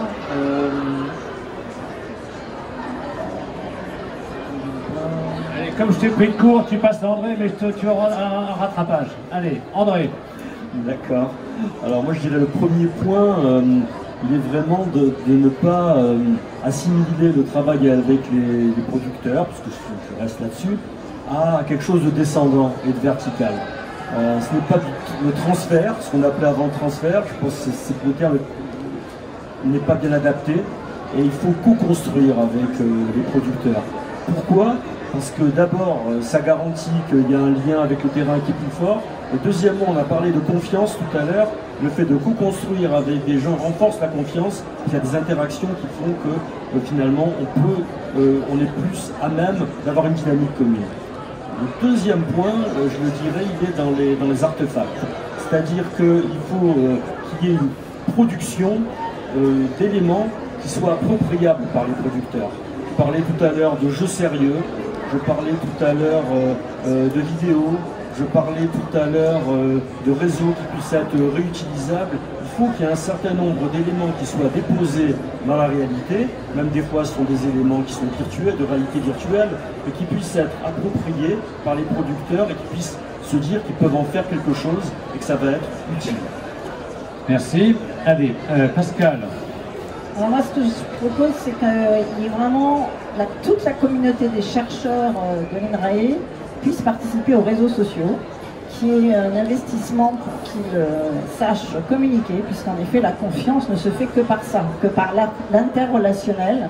Donc eux-mêmes, en tant que chercheurs, ils doivent pouvoir convaincre plus de monde que leur environnement proche et être beaucoup plus proches finalement de ce qui se passe sur la création d'informations. Le deuxième point, ça a été dit tout à l'heure, mais ça a été mis qu'en troisième point, c'est qu'il faut pouvoir participer aux décisions politiques et qui est finalement plus finalement d'investissement des chercheurs. Moi, j'ai en effet présidé un groupe du travail du Conseil national de l'alimentation. Les chercheurs de l'INRAE sont très peu présents et ne sont pas valorisés quand ils y sont. C'est-à-dire que dans leur évaluation, dans tous les cas, je co-présidais avec un chercheur qui, en effet, le fait qu'il soit là dans des instances où il y a les ONG, où tout le monde est là, où on arrive à faire des consensus. La parole scientifique est importante, mais il faut qu'il y ait plus de monde, en fait. Il faut qu'il soit beaucoup plus dans toutes ces instances, beaucoup plus présent, et qu'il ne soit pas évalué que sur le nombre de publications qu'ils font à un niveau, etc. Je trouve que finalement ça compte beaucoup plus de nos jours de faire savoir, de faire comprendre ce qu'on fait, que finalement de faire de la recherche. Philippe, à toi. Alors moi j'ai retenu 2 mots, vulgariser sans déformer. C'est le challenge de l'académie, donc vulgariser, aller au-devant du plus grand nombre sans déformer. Alors vulgariser, ça veut dire ne pas prendre la posture de sachant, parce que justement si on prend la posture de sachant, eh ben, on ne fera rien passer. Donc ça veut dire qu'il faut être le grand frère, la grande sœur, et essayer de faire passer les messages de cette façon-là. Et j'en veux pour preuve que une des meilleures opérations de vulgarisation que nous fassions à l'heure actuelle à l'Académie, c'est paradoxalement les journées portes ouvertes, que ce soit les journées du patrimoine ou que ce soit les journées nationales de l'agriculture, où au début on pensait que les gens venaient nous voir pour voir nos locaux, et en fait on se rend compte que ça se termine en conversation, et c'est là où on passe des messages. Donc je pense qu'il faut vraiment vulgariser sans déformer. Toutes les questions de société remontent. Nicole. Alors moi en fait, je demanderais aux chercheurs de donner des perspectives dans leurs travaux de recherche, c'est-à-dire rendre concret des travaux de recherche fondamentale. J'ai participé à la remise à la présentation des travaux sur Bridwit, sur Hacker, où il y avait en fin de programme de recherche un colloque, ce qui arrive assez souvent, et souvent les questions qui revenaient, c'était mais les travaux que vous faites là, quand est-ce qu'on va en voir les résultats et sous quelle forme? Et souvent la réponse, parce que les chercheurs doutent, les chercheurs ne veulent pas dire des choses dont ils ne savent pas, parce qu'eux-mêmes ne savent pas exactement comment ça va s'orienter tout ça. Mais dès qu'il y a la possibilité de donner des perspectives et de rendre concret les travaux qu'ils font, il faut le faire, il faut vraiment le faire. Ça c'est vraiment très très important. Donc ça c'est le premier point. Voilà, c'est en fait illustrer la recherche par du concret. Merci Nicole. Alors Benoît, allez. On a les derniers, c'est plus facile. Les premiers seront les derniers, c'est voilà. Ça. Donc mon deuxième message, c'est pour tous les chercheurs, venez vers les jeunes. Et si vous le faites déjà, revenez vers les jeunes. Vous serez surpris, c'est à la fois une force de remise en cause, une force d'innovation et une force de partage d'enthousiasme. Donc ça me paraît essentiel. Venez, revenez et revenez encore dans vos programmes. On vous attend. Allez, je vais donner non pas la parole à la défense, mais aux partenaires INRAE. Voilà, tu as entendu un certain nombre de messages. Voilà, messages qu'on espère de la base. C'est surtout vraiment la base. C'est surtout des tiers de confiance. C'est ça, c'est déjà des partenaires engagés. Un grand merci déjà pour cet échange très intéressant. Je dirais que sur tous les messages qu'on va bien travailler ensemble, on a déjà, je pense, quand même avancé. Ça ne vous choquera pas que je le dise. La relation aux jeunes, puisqu'on a terminé là-dessus, c'est vrai que c'est un enjeu majeur. Alors, les jeunes thésards et les jeunes postdocs sont ceux quand même souvent qui font bouger pas mal de choses dans les laboratoires, et on est très impliqué dans l'enseignement supérieur. On a aussi signé des accords avec les écoles, mais aussi avec les universités. Il ne faut pas se contenter, je pense, des jeunes de l'enseignement supérieur, mais être plus ouvert que ça. Et on a un vrai défi avec les lycées agricoles, et on a des partenariats avec la DGER pour que dans les territoires, on ait des couplages et que les lycées agricoles puissent accéder aux labos. On élargit aussi avec des opérations tous chercheurs dans les labos pour de la recherche participative à des jeunes de tous horizons et pas uniquement de la filière agricole. Donc ça, je pense que c'est un message fort. Ce que propose André ensuite avec la co-construction des programmes de recherche, c'est aussi, je crois, une tendance forte de l'innovation ouverte. Alors c'est pas toujours facile parce que ça demande plus de temps aux chercheurs. Enfin, c'est un temps, il y a un investissement en amont pour le dialogue, la compréhension des intérêts réciproques, mais c'est pas du temps perdu ensuite. Et donc on n'a pas mis de pression forte sur les chercheurs pour s'engager, ne pas faire une politique de chiffres sur la démarche d'innovation participative, mais on les encourage. Donc on a mis en place des écoles chercheurs, où des chercheurs qui ont fait ça témoignent avec d'autres et leur expliquent comment faire pour que ça se passe bien. Et on voit que ça se développe vraiment beaucoup. Alors Pascal, qui est un partenaire éclairé de l'INRAE, on a bougé heureusement, parce que tu passais un vrai message, celui de l'évaluation. L'appui aux politiques publiques est devenu un critère depuis qu'on a créé INRAE.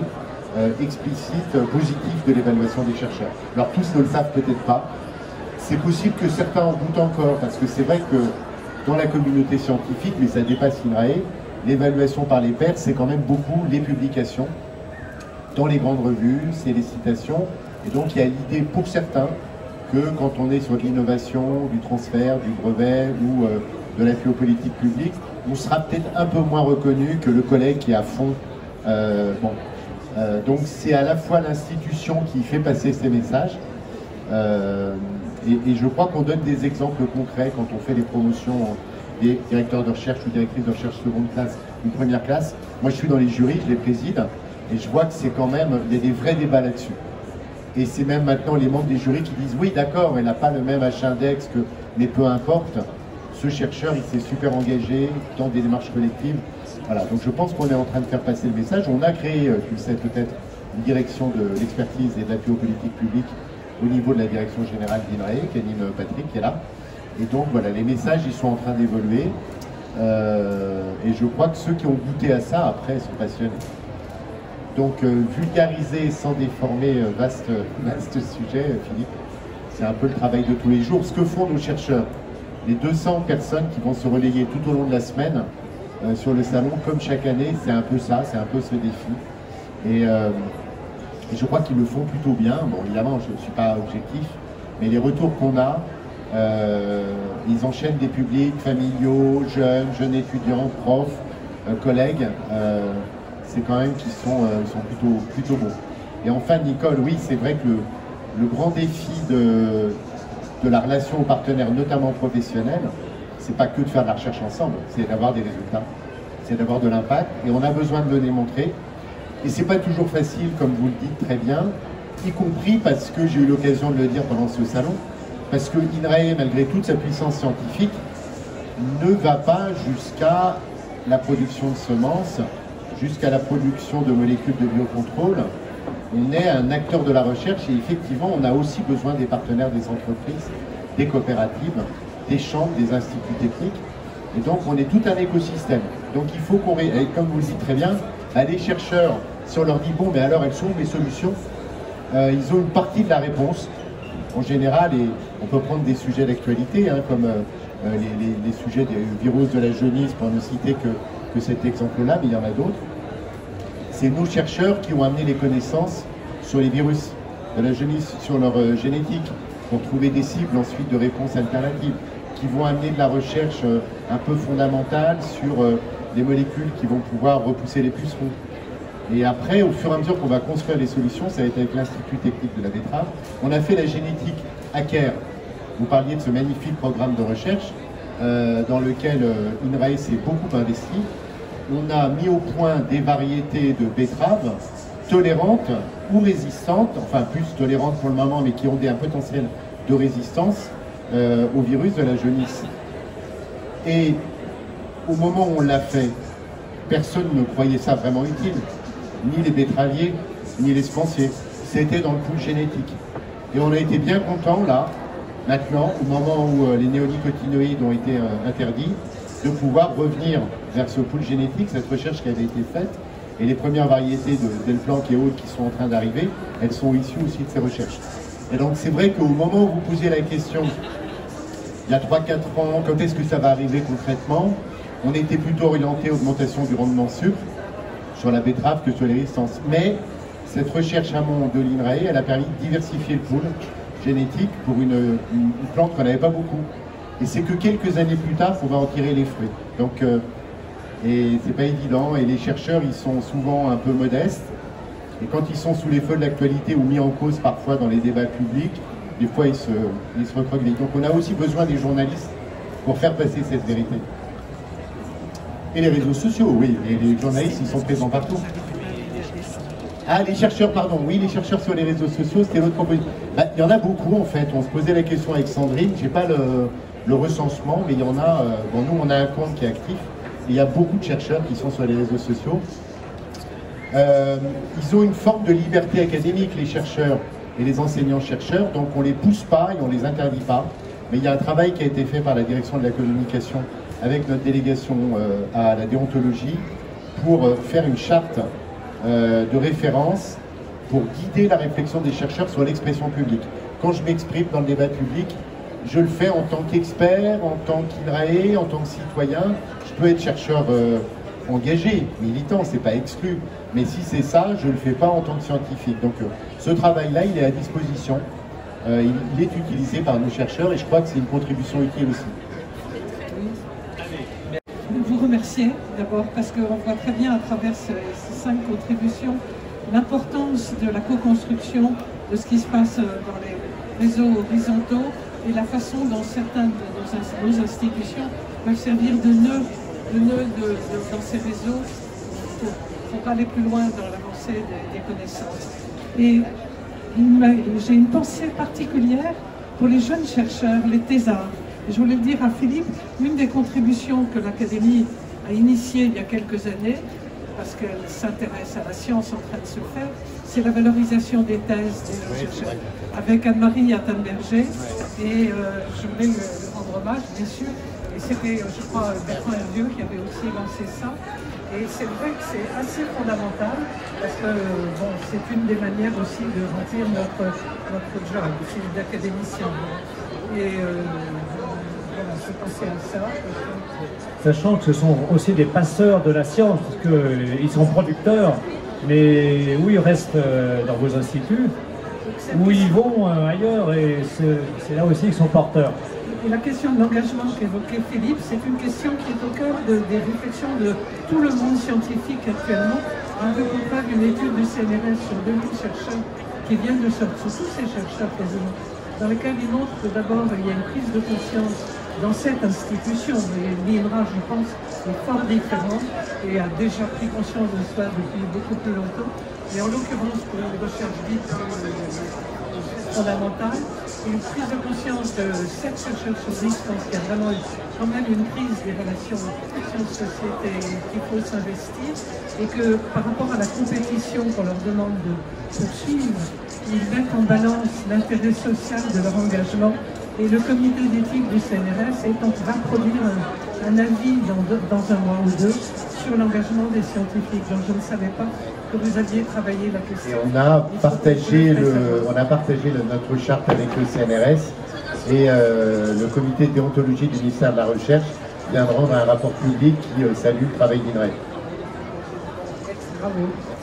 Voilà, alors il y a une question, Barbara. Barbara, c'est toujours quelqu'un d'attentive, qui fait attention et voilà, et c'est l'une de nos membres de l'Académie. À toi, Barbara. Alors, je ne me permettrai certainement pas de prendre la parole après la puissance invitante qui est Philippe Mauguin, après que se soit exprimée la présidente de l'Académie, qui est co-organisatrice de cette séance. Si je prends la parole après eux, c'est parce que Marie-Françoise nous a dit tout à l'heure, en citant Claude Debruy, qu'il convenait de rester sur les questions. Donc je lance 3 questions et je pense que peut-être l'avenir pourra répondre à ces questions. C'est d'abord toute cette question de l'information verticale et de l'information horizontale. Est-ce que des émetteurs perçus comme tels d'information verticale sont crédibles quand ils essayent d'employer des médias de l'information horizontale? Et voilà. Donc ça c'est une première question. La deuxième question, c'est est-ce que justement quand on essaye d'adopter ces vecteurs de l'information actuelle, est-ce qu'on adapte notre message par rapport aux cibles potentielles? Et pire que ça, ou mieux que ça, est-ce qu'on adapte nos messages par rapport au type de réseau social qu'on utilise? Et ma dernière question, et là, alors elle est vraiment très très ouverte, est-ce que dans ces démarches d'apport de l'information scientifique, il y a déjà eu ou il y aura une utilisation des sciences comportementales, qui sont un volet des sciences cognitives, qui sont maintenant utilisées par l'État lui-même? Est-ce que cette manière de porter le message commence à rentrer, et évidemment dans la démarche éthique qui est le corollaire indispensable? Donc je ne demande pas de réponse, simplement je lance des questions pour qu'on puisse recommencer l'année prochaine. Si, quand même, Moi, je voudrais quand même répondre aux trois premières questions. Donc, est-ce que la communication verticale, quand elle devient horizontale, elle fonctionne? Oui, mais c'est comme je le disais tout à l'heure, si on se positionne pas en je sais, donc j'ai raison. Donc, il faut convaincre. Donc, c'est ça et sur les réseaux sociaux, c'est vraiment ça, c'est convaincre. Est-ce qu'il faut adapter le message en fonction des réseaux sociaux? Il faudrait, c'est ce qui est le plus compliqué. Et des fois, on est assez circonspect par ce qui se passe. Moi, je vois par exemple avec ma collègue qui est là, de temps en temps, on poste des choses sur Instagram qui n'ont pas vraiment de sens scientifique, mais qui permettent de faire passer un message scientifique malgré tout, avec une simple photo. Donc oui, il faut adapter vraiment tout ce qu'on va, sans déformer, comme je l'ai dit. Donc ça, oui aussi, et donc ça demande énormément de travail. Donc moi je crois vraiment qu'on a l'obligation d'être sur les réseaux sociaux, même une vieille maison comme la nôtre, et comme le disait Philippe Mauguin, beaucoup de chercheurs sont sur les réseaux sociaux. Moi je fais le vœu que beaucoup d'académiciens sont sur les réseaux sociaux. Plus on est nombreux et plus on fait passer le message. Merci Philippe. Sandrine Vincent, qui est responsable communication de l'INRAE. Voilà, non, c'était juste, je profitais de l'occasion pour redire, parce que c'est pas forcément évident de savoir, que le salon, alors c'est pas les réseaux sociaux, même si on a beaucoup de chercheurs sur les réseaux sociaux, mais on a là, à mon avis, une porte d'entrée extraordinaire de diffusion de la connaissance vers la société, vers un public qui parfois est assez éloigné de la science et des problématiques scientifiques, et que pour ce salon est possible grâce à la mobilisation de 280 chercheurs qui vont se relayer pendant 10 jours ici, dans des conditions qui sont celles d'un salon, c'est pas si évident. Il y a 18 unités de recherche qui sont présentes, on a les chargés de communication de centre, et là il y en a qui font un travail extraordinaire de médiation, et on peut se rendre compte de la qualité des animations qui est vraiment, je trouve extrêmement pédagogique, et qui arrive vraiment à mettre à niveau et à porter le fait scientifique et donner vraiment une possibilité d'échanger avec eux. Et je trouve que pour ça, c'est vraiment une expérience extraordinaire. Et donc, je les remercie, ingénieurs, techniciens, qui sont là pendant quand même ces 10 jours. Bien, écoutez, je vais conclure cette table. Oh, pardon. Donc, je travaille en ingénieur de recherche en communication avec Sandrine Vincent. Et je voulais compléter ce qu'elle disait, parce qu'effectivement, pour répondre à votre troisième point, c'est qu'on a vous savez que l'ANR a lancé des programmes de recherche, des appels à projets sur sciences avec et pour la société. Et nous avons des programmes de recherche-action sur effectivement avec les laboratoires de psychologie sociale, sur les sciences comportementales, pour transformer les attitudes en actes, en engagement. Et là, ça concerne un projet Réduire risque que je vous invite à suivre sur la limitation et la prévention des incendies, des interfaces habitat-forêt.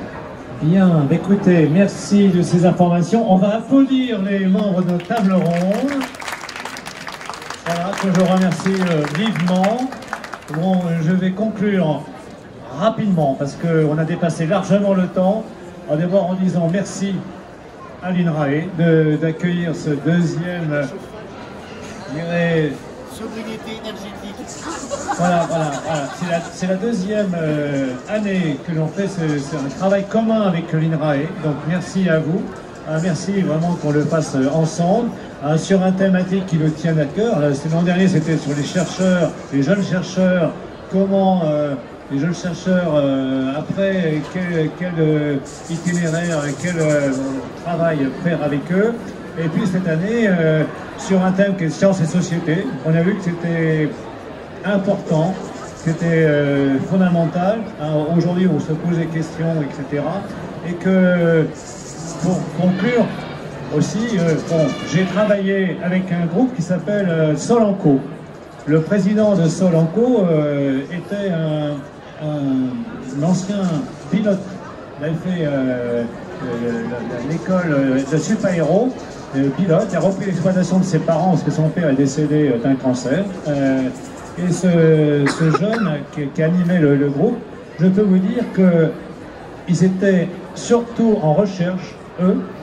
Ils étaient bien sûr à l'écoute de tout, de toute expérience, et qu'ils ont fait un travail formidable, et que moi j'étais pas en tant qu'académique, j'étais aussi en tant qu'agriculteur, parce que j'étais membre d'une EARL, ça me permettait de rentrer dans le groupe, Mais surtout, j'avais aussi 3 anciens élèves dedans, où j'ai vu quand même quelle était la réflexion d'aujourd'hui pour transformer l'agriculture, pour faire évoluer l'agriculture.